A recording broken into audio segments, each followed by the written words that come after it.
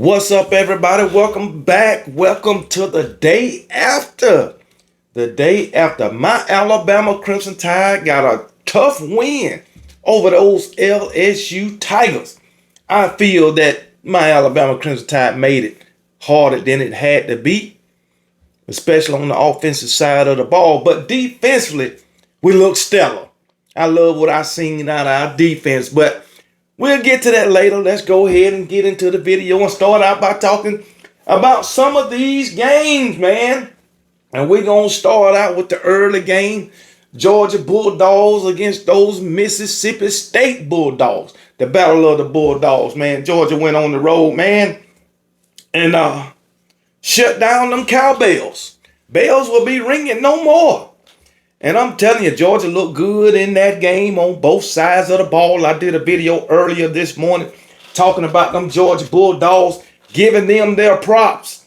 As I said this morning, Nate Frazier went off. Nate Frazier had the best game of his collegiate career on yesterday, running for 181 yards, I believe, man. Yeah, 181 yards on 12 carries and a touchdown. Gunnar Stockton continued to improve, man. He went for 264 yards, 3 touchdown passes. Didn't have an interception yesterday. Of course, Gunnar Stockton only got 2 interceptions on the season, I believe. Okay.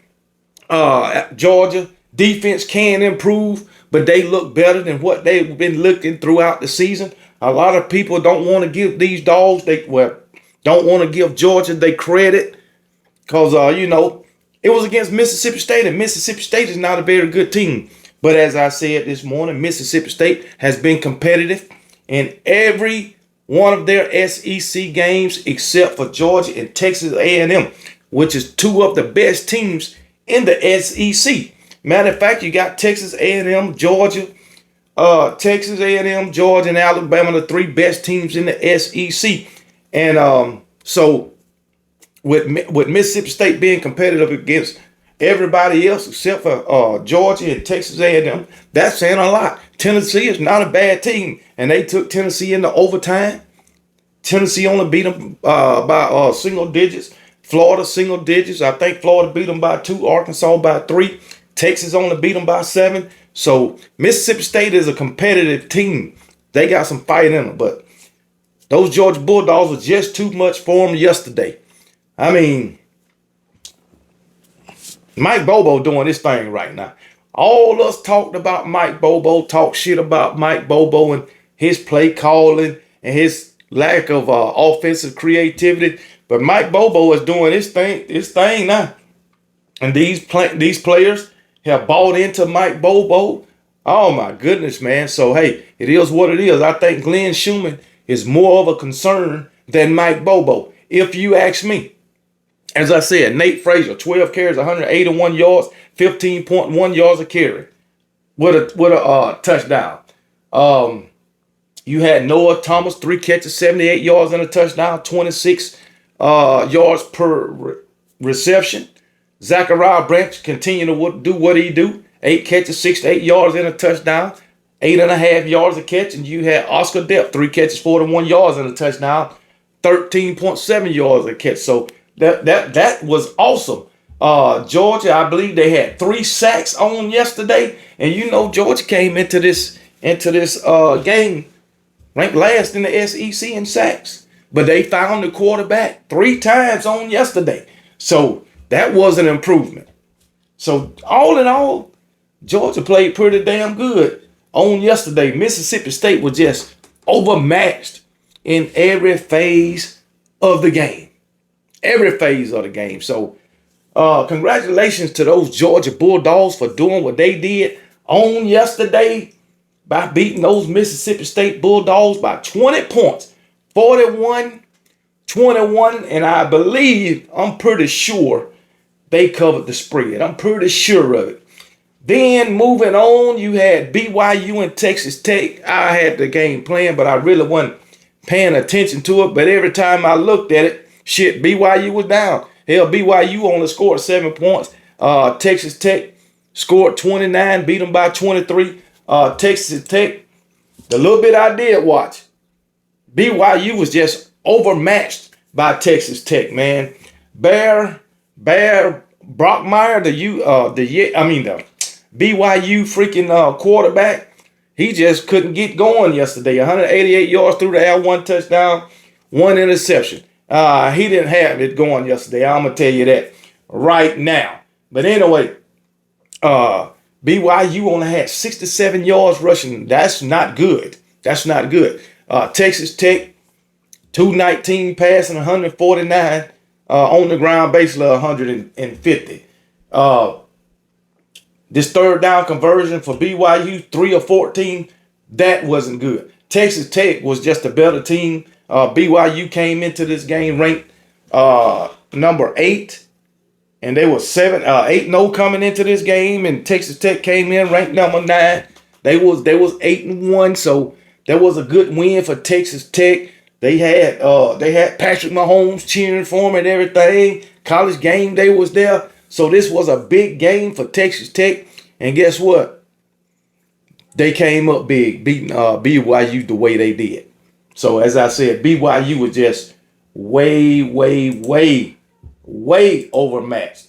For Texas Tech running back, Cameron Dickey, 121 yards on the ground. Jacoby Williams also running for 77 yards.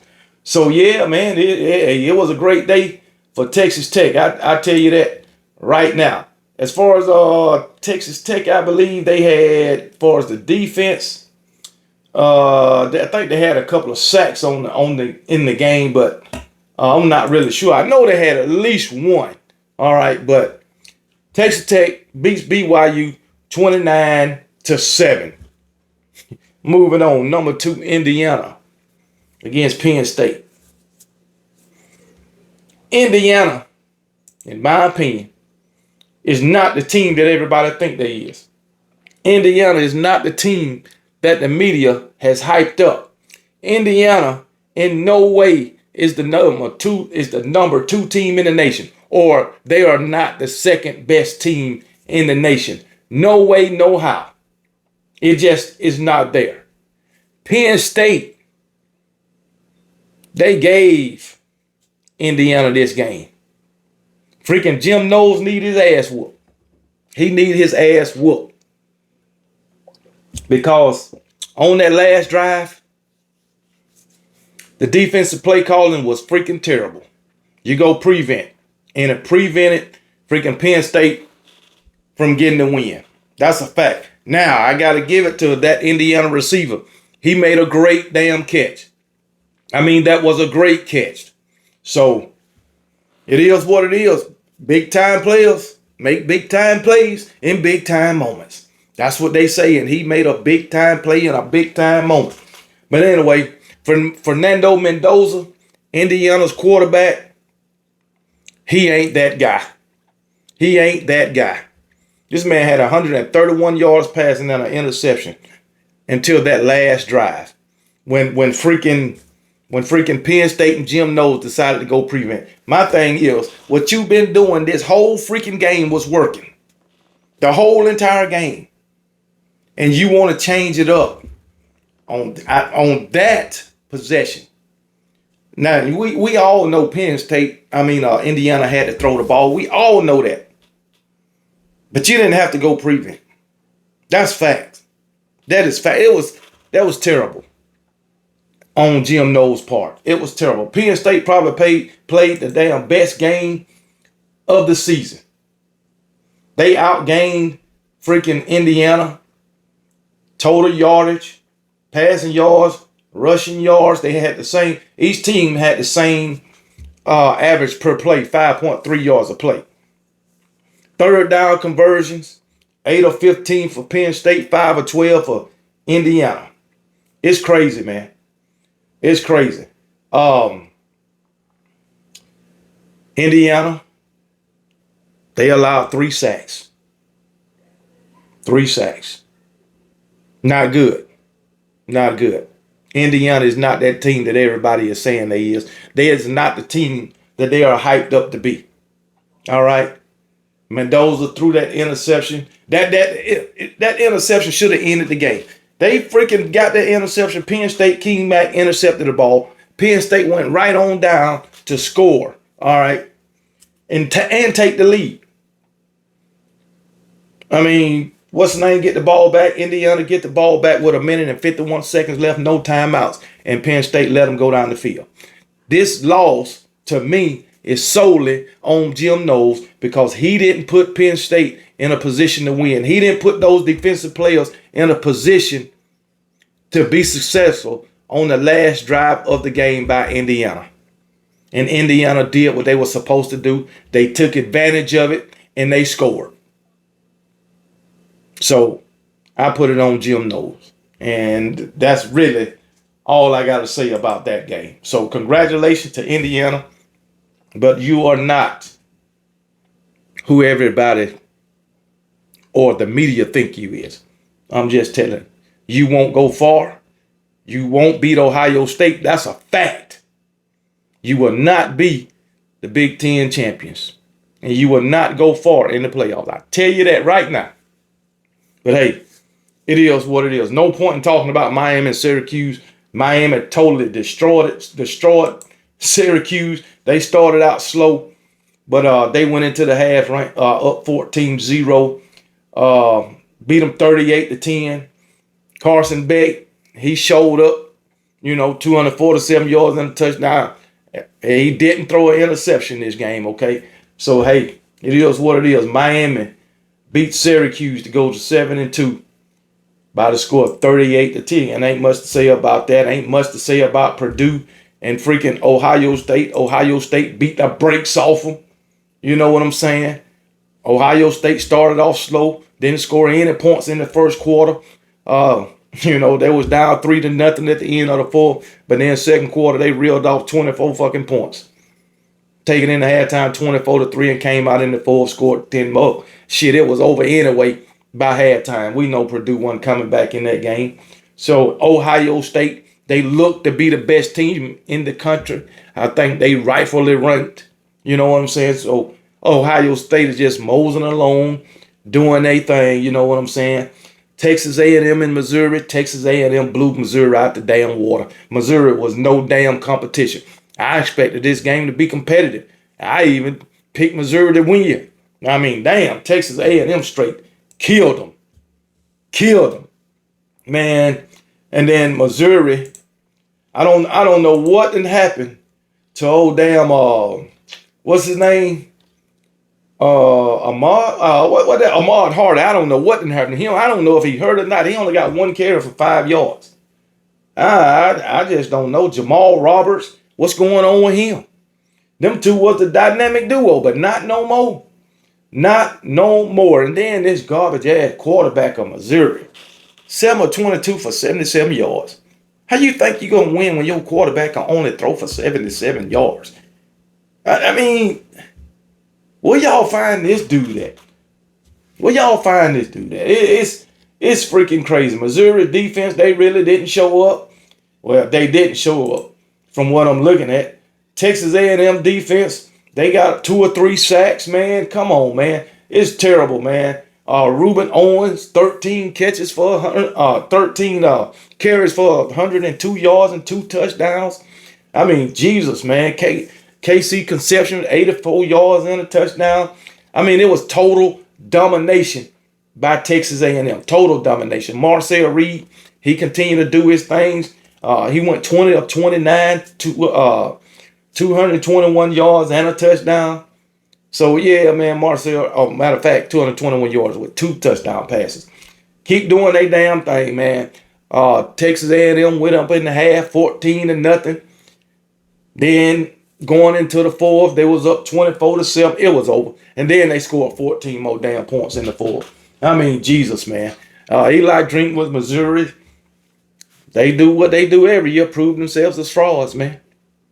Prove themselves as frauds. Hell, they came out to open the season up. They was on fire. Then they got in the SEC play, and you see what's happening. But it is what it is. You can never expect Missouri to go too far. All right. Then you have Oregon and Iowa. Oregon. They got away, boy. They got away. They got away. Iowa should have won this game too, man. They should have won the game, man. Lord have mercy. Oregon won on a field goal, well, last second field goal to get them on up out of there, man. So they at 8-1. Deontay Moore, Oregon quarterback.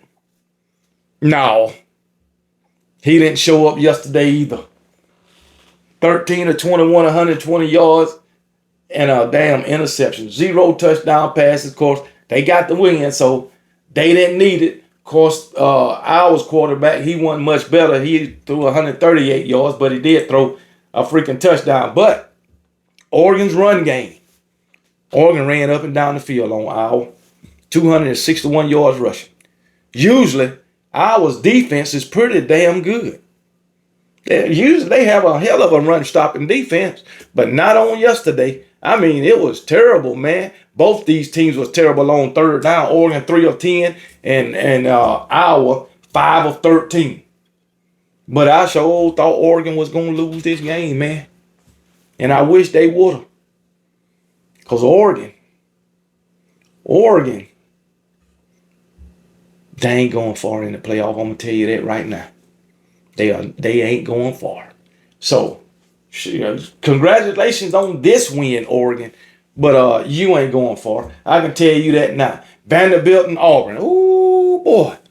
There was no defense played in this game. I mean, none. Absolutely none. Both teams had over 500 yards of offense. I think Vanderbilt had about 500 and, let me see. Vanderbilt had 544. Auburn had 563. Over 1,100 yards of offense in this game. No defense was played at all. But I tell you what, this Auburn offense, now I expected this out of Vanderbilt's offense. But Auburn's offense, never expected it. Never. Hugh Freeze was the problem with this offense. Auburn, they went with Ashton Daniels, and he killed it. He did what he had to do. He killed it. So, it was Hugh Freeze. Hugh Freeze was the problem for these Auburn Tigers. Ashton Daniels went for 353 yards and 2 touchdowns. 31 of 44. Then you had Jeremiah Cobb, 16 carries, 115 yards. Ashton Daniels, quarterback, also ran for 89 yards with 2 touchdowns. Come on, man. Hugh Freeze was the problem. Cam Coleman, 10 catches, 143 yards and a touchdown. Eric Singleton, that's they wide receiver duo. But Eric Singleton, 11 catches, 102 yards and a touchdown. Man, this might be a dangerous Auburn offense. Dangerous. Okay? I don't know what happened to the defense because the defense been playing lights out throughout the season. But on yesterday, the defense didn't show up. If that defense would have showed up yesterday like it showed up the rest of or throughout the season, Auburn would have won this game. That's a fact. Hugh Freeze get fired and Auburn take Vandy to overtime? Shit. Auburn might be on to something. I'm going to tell you that right now. I don't know if it was just this game they wanted to prove something, or they'll play like this throughout the remainder of the season. But if they play like this throughout the remainder of the season, we might have some problems, Alabama fans. I'm going to tell you that right now. But Auburn showed up yesterday. I can tell you that. They showed up. And guess what? They didn't look bad. They impressed me. They impressed me. Yeah, they impressed me. All right. But moving on, you had Florida State and Clemson, the ACC, the annual ACC Inspirational Bottom of the Barrel Bowl. That's what I call it, in which Clemson beat Florida State. Oh, my goodness. Ain't that something? Mike Norvell, I'd have said it, and I'll say it again. Mike Norvell, well, they can't fire him because his buyout is just too much. And I'm gonna talk about that tomorrow. His buyout is too much.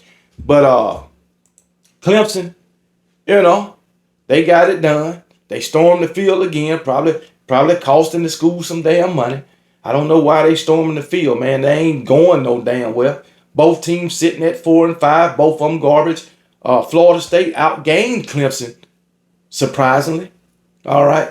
Florida State ran for 110 yards. Old damn Castellanos passed for 250. Outgained them in both categories. Outgained Clemson in both categories, except the main one, and that's the points on the scoreboard. I mean, you got outgained them in every category, but you still lose by double digits. 14 damn points. You had more first downs. You converted one more third down than them. I mean, damn, man. You had more plays, but you lost the time of possession. That's what trying to go fast get you, man. I mean, come on, man. Maybe if y'all took your time on offense and stopped trying to go so fast with Thomas Castellanos, then maybe you could win some games. But to come out and lose to Clemson is horrible. And these Florida State fans still talking about week 1. Oh, you talking about us and y'all lost us. I don't give a damn. Like I say, it ain't how you start, it's how you finish. Where's Florida State at now and where's Alabama at now? Answer that before you come at me. Florida State is not a good team. Thomas Castellanos is not a good quarterback. And that's why you losing game after game after game after game. You have no leg to stand on when it comes to talking to any about college football. And I'm talking to every fucking Florida State fan it is. You freaking what? 6 since the 2023 season. You are what? 6 in about 15 or some shit like that. But you had 12 games last year. You only won 2 and 10, and now you done won 4 this year. All right. You 4 and what? 4 and 5. All right. So you 6 and 15 over 2 years. So you ain't got no chance, no leg to stand on talking to anybody. And since that time, I think you only won 2 ACC games since 2023. You fucking terrible. I just want you to know that. So, hey, it is what it is. And then, hey, on yesterday, you take another damn loss. And I'm glad you did. Moving on to freaking Alabama and LSU. Alabama had a hard time trying to run the ball. Only ran the ball for 56 yards, I believe. Freaking terrible, man. I don't know what's going on with the running backs. They can't seem to see a hole if it's a hole there. It's like they scared to bounce it to the outside. I don't fucking know, man. But it's crazy, man, how bad this Alabama run game is. It is the worst I've seen in years and years, man. It is bad. And it's very concerning. I did a video on it earlier. I don't know what's the issue, man. We not really creative when it comes to this running game. We are not. It's sad when you have to do a trick play to pick up 1 yard. You have 4th and 1 and run it straight up the middle, can't get it, so you revert to doing a trick play the next time you need a first down on 4th and 1 or 4th and whatever it was at the end of the game. It's freaking terrible. And me, I'm getting tired of these damn trick plays. Line up and play fucking football. Come on, man. Make it make sense. Ty Simpson, he didn't have his best day, but he got it done. And for people to call for Ty Simpson to be benched or for Ty Simpson holding the offense back is fucking asinine to me. It is crazy, man. People saying bringing in Keelan Russell, man, shut up. That shit is crazy, man. But Alabama's defense played lights out yesterday. Lights out. I loved everything I seen from the defense. Only gave up 1 explosive play in the run game, maybe a couple in the passing game. But for the most part, this defense was elite yesterday. I mean, elite. I know we only ran for 56 yards, but they only ran for 59 yards. We got a couple of sacks on the day. I think we had 3 sacks and 2 turnovers. This defense is lights out. I can't say enough about Kane Womack now. He in my good graces. He's in my good graces. And he will be long as he don't revert back to what he used to do. I'm loving what he doing now. I mean, hey, it is what it is. I ain't got no problem with Kane Womack. This defense is executing at a high level. And I am loving it. Seems like the defense is progressing and the offense is regressing. It's terrible. Offensive line, inconsistent. I mean, we cannot open up a running lane for nothing. It's like we having more and more problems in pass protection. I think this is like the third week in a row. The opposing defense got to Ty Simpson causing a fumble, like the third or fourth week in a row. That's on the offensive line. That ain't on Ty Simpson. But hey, some fans say it's Ty Simpson. I just don't understand it. But hey, I'll say anybody, I don't give a damn who your quarterback is. If your offensive line and your running back is not pass protecting, there's only so much the quarterback can do. And he won't be very successful when that happens. So Ty Simpson is doing great in my book. Yeah, he got things he can work on. Like, if it's open, just throw it to him and stop trying to force the ball to somebody else. He could get better on his deep balls, but for the most part, Ty Simpson is great. Ty Simpson and these wide receivers is the offense. It is what it is. But my Alabama Crimson Tide, we pulled out the win 20-9, even though I thought they made it harder than it have to be. I think Ryan Grove makes shit harder than it have to be. We should be blowing teams out, especially a team like LSU and South Carolina teams. It's not. We should be blowing these teams out with the amount of talent that we got. But we make it harder than it have to be. So, hey, it is what it is, man. It is what it is. But that's what we got right now. So, that's it for this week. On the day after, hey, y'all tune in. Y'all continue to tune in. Continue to watch the videos and tune in to the lives. And y'all watch out for the hot seat later on today. But until then, y'all be blessed. And remember, KB don't give a piss about nothing but the Tide and roll damn Tide.